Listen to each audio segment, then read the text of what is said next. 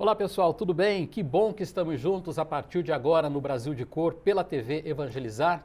E hoje o nosso convidado é o Eduardo Acaiabe, ator, diretor, produtor, entende tudo de televisão e de teatro.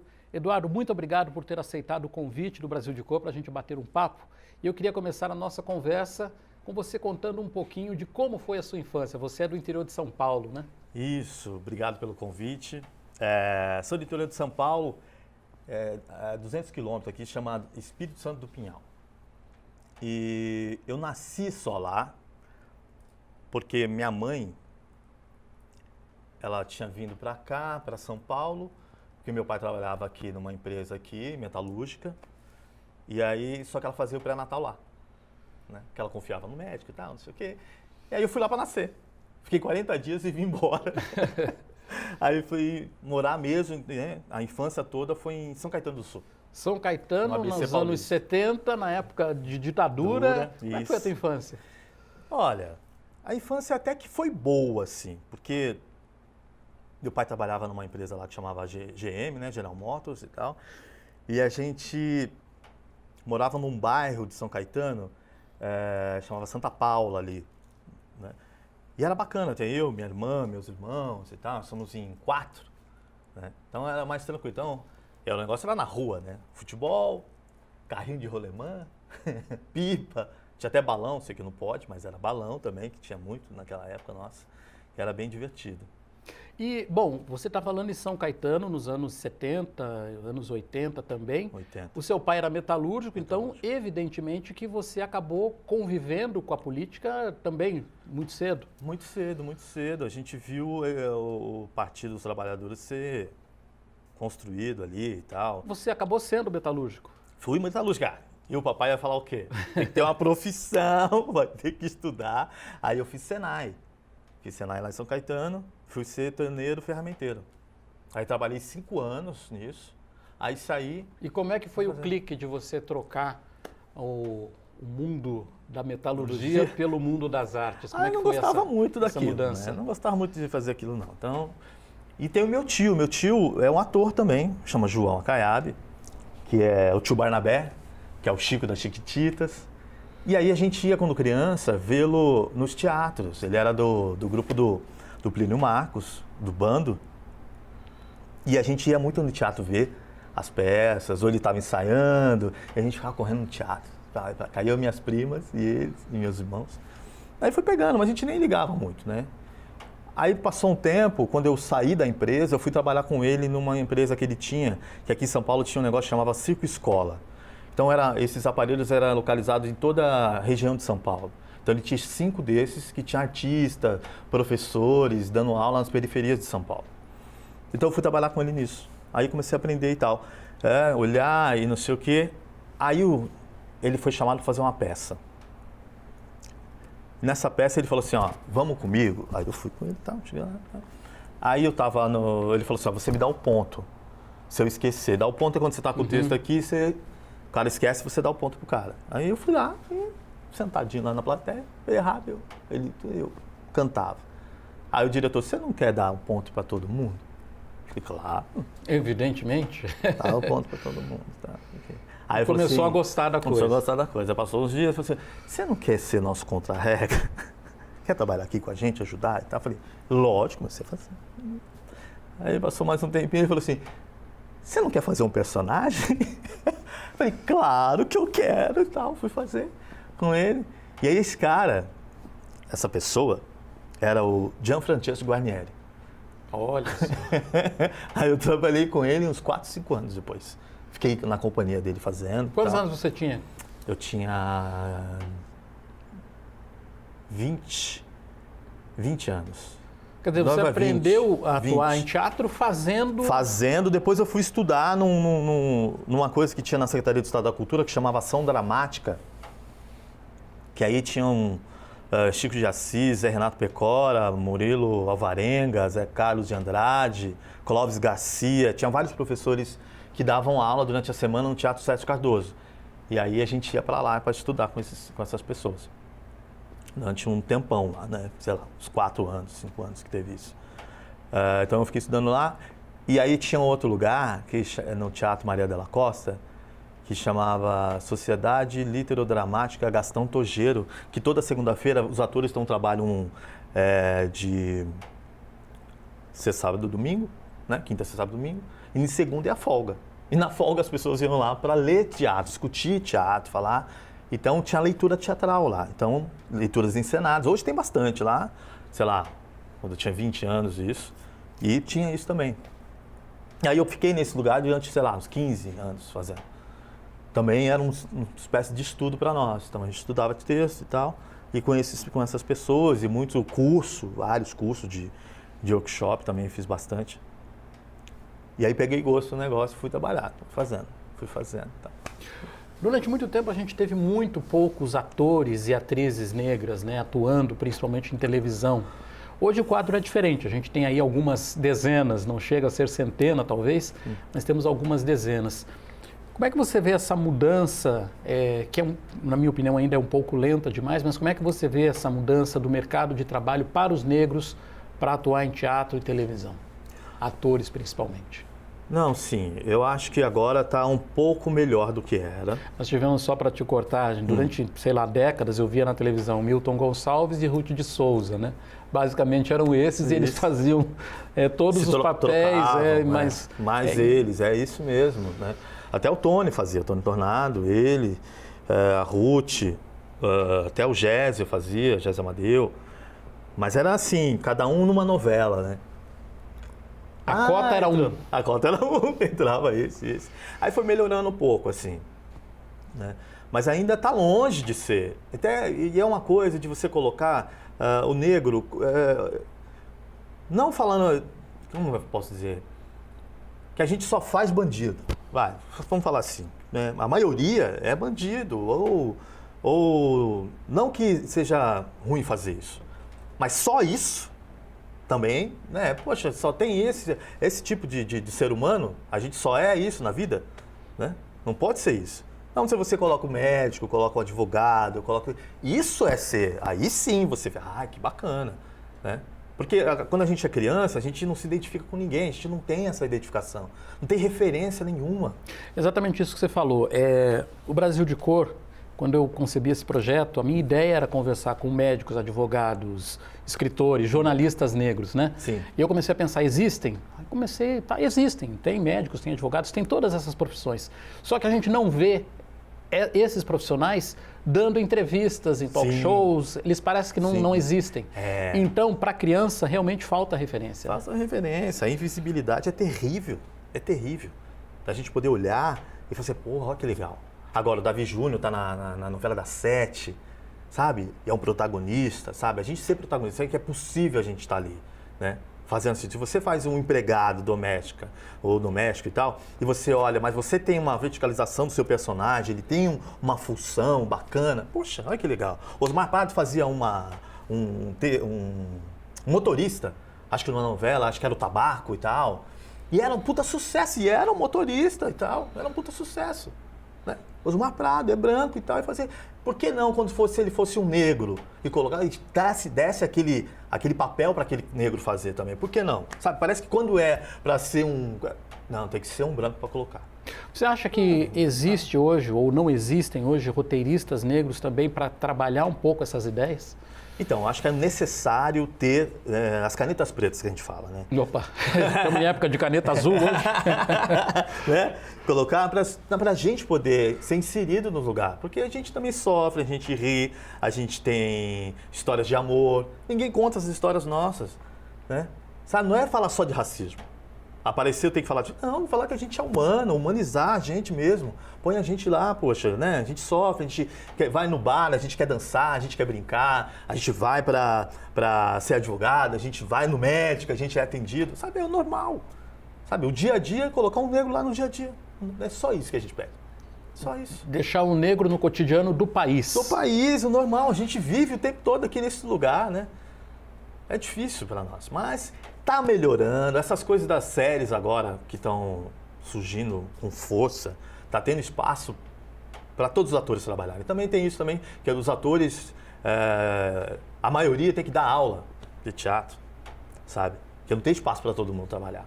Agora com essas séries, está abrindo o mercado para todo mundo poder trabalhar, tanto branco quanto negro, para todos os atores poderem trabalhar. A população negra no Brasil hoje é em torno de 54%. A gente vai ter um censo em 2020 que talvez até possa ser alterado esse número, e possivelmente para mais.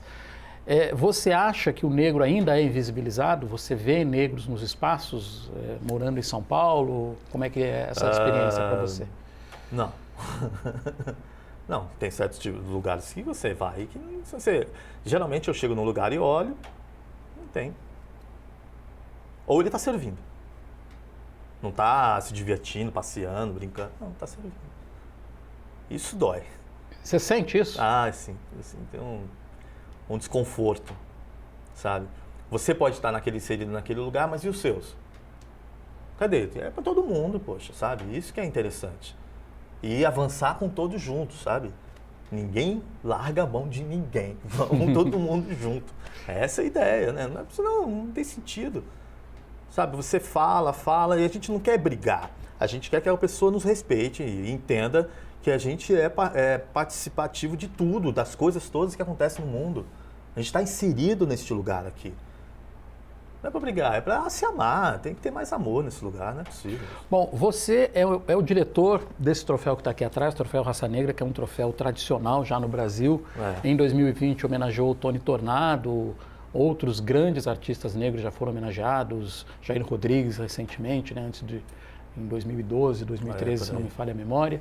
E você é o diretor desse pode ser espetáculo, né, desse evento. É um evento show. Né? Como é que você chegou à direção desse espetáculo, então, desse evento? Eu comecei como assistente de direção de um diretor chamado Luiz Antônio Pilar. Aí ele foi fazendo, eu fui fazendo assistência para ele e tal. Aí ele parou de fazer, entrou mais um outro, que é um carnavalesco, que é o... Daqui a pouco eu lembro dele. Ele fez até, acho que as Olimpíadas até, alguma coisa. E aí ele fez um ano, eu fiz para ele também, assistência. Daí ele saiu, aí o pessoal da Zumbi dos Palmares me convidou para fazer como direção ser o principal. Eu falei assim, tudo bem, eu faço. Aí eu fiz da Zezé Mota, fizemos do Mano Brown e fizemos da mais um. E agora do Tony Tornado. 4 anos já fazendo a frente do Troféu Raça Negra. E como é que é a concepção, como é que são os bastidores dessa festa? Quanto tempo antes ela começa a ser produzida? A gente já pensa nela assim, uns 4 meses antes, 5 meses antes. Já pensando o que vai fazer, o que dá para acontecer e tal. Porque você tem que convidar as pessoas para vir cantar, para vir se apresentar no lugar, convidar as pessoas, né, as pessoas que vão ser homenageadas no dia, escolher um principal, né, o ator que é o principal homenageado da noite, e tem as outras que são homenageadas também. Então a gente conta a história desse principal, né, uma trajetória dele e tal, pra gente poder. Então temos números musicais, às vezes tem um número de teatro, uma poesia, uma coisa, né, tem um coral da Faculdade Zumbi dos Palmares, que é fantástico. Todo ano eles são a minha estrelinha. Eu quero que eles estejam todo ano fazer. Mas é estressante um pouco, que demora e tal, vai chegando perto e tal. Mas dá tudo certo. No final dá certo. As pessoas saem felizes de lá, alegres, emocionadas. A gente quer emocionar. Como eu sou de televisão, cinema, essas coisas, então eu quero que as pessoas saiam de lá emocionadas. A gente conta uma história. Então eu faço como se fosse o prêmio para mim é um filme. Então tem começo, meio e fim, tensão e tal, e aí tem um grande final. Como é que é então, nesse filme, a seleção dos personagens? Como é que o Raça Negra escolhe os homenageados? O homenageado geralmente é uma figura, a principal é uma figura já emblemática da nossa cultura, da cultura negra. Quem é que foi resistência geralmente? Quem é que fez mais resistência, quem é que lutou, tal, o que ele contribuiu para a comunidade negra, né? O que está fazendo, essa pessoa é escolhida. As outras pessoas também é o que fizeram pelos negros durante esse ano. Né? O que eles fizeram? Como é que é? Quem é que ajudou? É esse, aquele e tal? Pode ser branco também, né? Não é só negro que ganha, não. É o branco que fez, que colocou o negro para ajudar a diminuir o racismo, o preconceito. Essas pessoas também são homenageadas lá. Isso para nós é importante. Porque é o seguinte, não é para separar, é para unir todo mundo. Quer dizer, você está falando de colocar também, homenagear os brancos, de certa maneira, isso é uma inclusão às avessas, né? Que muitas vezes o negro não é incluído nos prêmios de brancos e os negros não fecham essa porta para os brancos. Não fecha não, aqui todo mundo é bem recebido.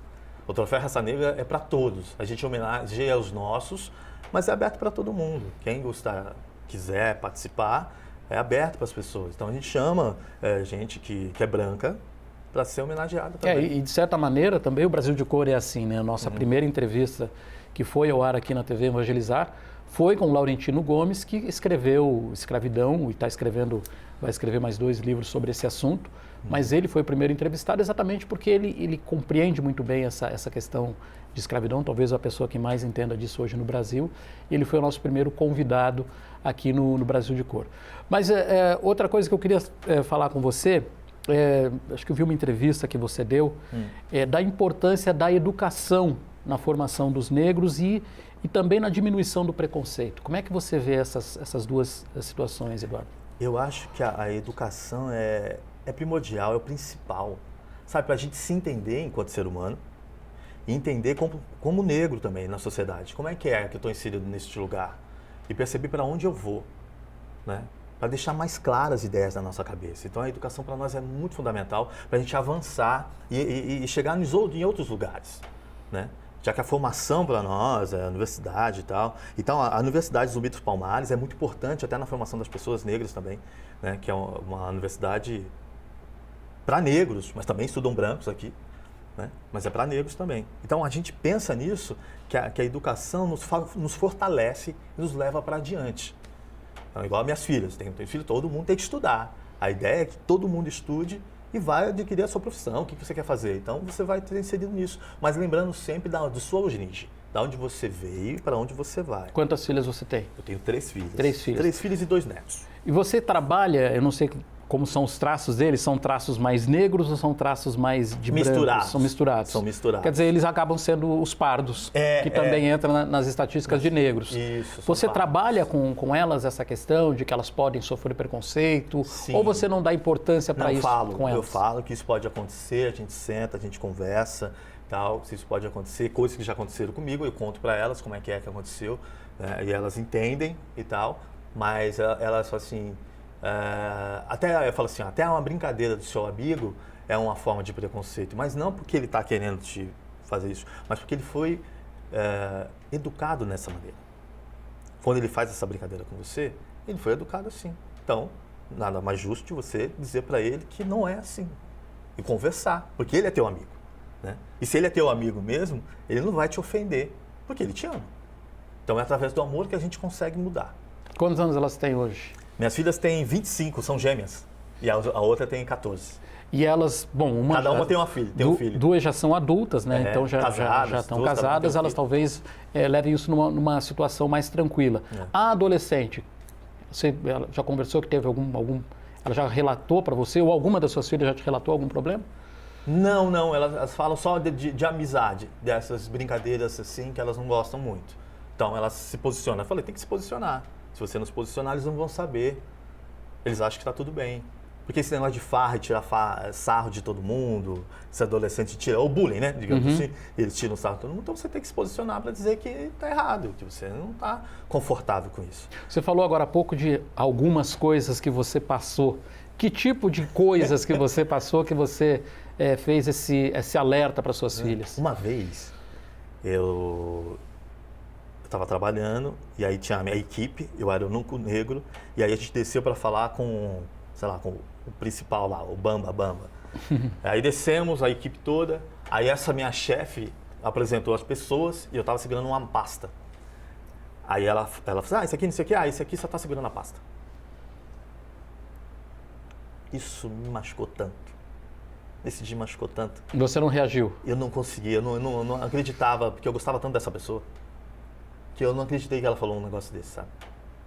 Podia até ser na brincadeira, mas ali, naquele momento, com pessoas que eu não conhecia, sabe? E aquilo me machucou. Então, pessoal trocar de calçada, isso é normal. Táxi não parar pra você, aqui em São Paulo. A Pretis! Não parava. E às vezes o motorista é até negro. Não para. Não para. Aí eu fiz um teste com um amigo meu. Eu tinha uma produtora aqui na Perdizes, perto do shopping... Mas lá na Pompeia, ali, na Venâncio Aires era a rua. Eu tinha uma produtora lá. Aí eu falei pra ele, não vai parar. Era 8 da noite, 8h30. Não vai parar, bicho. Você é idiota, você é palhaço, você tá de brincadeira comigo. Então vamos fazer um teste? Então vai. Eu fui na rua. Passaram 3, nenhum parou. Pode ser coincidência. Ele saiu, ele desceu, não, primeiro encostou. Ele olhou pra mim e falei, isso é mentira. Aí, não, desculpa, eu vou ter que fazer, né? Passou. Dá de novo pro outro cara, vai ver se o cara não para. Ele deu de novo. O outro parou. Aí falou, agora eu vou de novo. Tô esperando, passou, não parou. Falou outro. Eu falei, tô te falando, cara. Não é mentira, cara, você acha que eu tô brincadeira. Aí aconteceu uma coisa. Eu fazia um monólogo que eu contava dessa história, de o taxista não parar e tal, não sei o quê, ir embora, e o cara e é assaltado com um cara branco no final do texto, né, que era do CUT. E eu fiz, aí a gente tinha esse espaço lá que é da produtora, que era grande, aí eu chamei umas pessoas para vir, de cursos e tal, para assistir. Então, tinha lá umas 40 pessoas para assistir a peça. E ele ficou lá para me ajudar e tal, montou tudo comigo, eu fiz a peça e tal. Aí no final tinha um debate. Aí começou a falar dessa questão negra, né? Os negros conversando, se isso era possível, se não, é verdade e tal. Ele era o único branco que estava lá. Ele se sentiu incomodado. Ele ficou até com medo até de falar alguma coisa sobre o assunto, que ele falou, ai caramba. Assim, medindo as palavras. Medindo as palavras, ele queria comentar e tal, mas ele não falava. Eu falei, caramba, bicho. Aí eu falei, então, você foi um dia, uma noite. Eu passo isso todo dia. Só tem branco onde eu vou. Agora, Eduardo, me conta uma coisa. Onde você quer chegar com a tua arte, como ator, como diretor, como produtor? Qual é a parte de dramaturgia que você mais gosta? Eu gosto de filme. Eu gosto de novela, de filme, eu gosto de série, eu gosto de drama, na verdade, né? Eu gosto de contar uma boa história. A gente é um contador de história, na verdade, né? A gente é contador de história. Se a história é boa e você quer contar para aquelas pessoas para que emocione, isso me interessa, sabe? Se passa uma reflexão, sabe? Um pensamento bacana, que a pessoa possa refletir. Não dá uma mastigada, né? Já pronto. Mas uma coisa que force você, igual a história do teatro. Vai lá e você escuta aquilo e fala, pô, sabe? E para mim também cinema é assim, sabe? Série, assim, tinha que ser nesse nível. É isso que eu gosto de fazer. Para levar para as pessoas é isso. Você quer fazer mais papéis em cinema? Mais papéis em cinema, que eu gosto muito, que acho que é que eu mais amo fazer, que é cinema, tal. Mas a gente tem que fazer o teatro que é vivo, né? Que tá ali na hora, a resposta é imediata. Você não demora muito, né? Para chegar até a sala de exibição, demora um pouco. Legal. Quer falar mais alguma coisa para a gente encerrar o nosso Brasil de Cor? Não, deixa eu ver.